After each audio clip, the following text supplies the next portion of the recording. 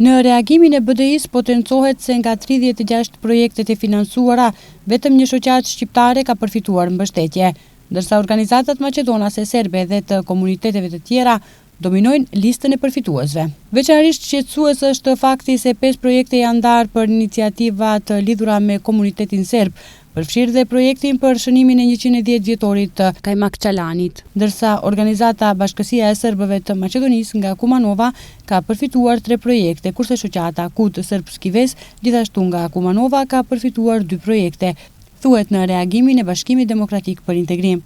BDI përmes reagimit thotë se një numër i konsiderueshëm projektesh të financuara lidhen me fusha si rehabilitimi shëndetësor, lufta kundër varësive, mbështetja e personave me aftësi të kufizuara, digitalizimi, standardet e shërbimeve apo tema të tjera që nuk kanë lidhje të drejtë për drejtë me promovimin e marrëdhënieve ndërretnike.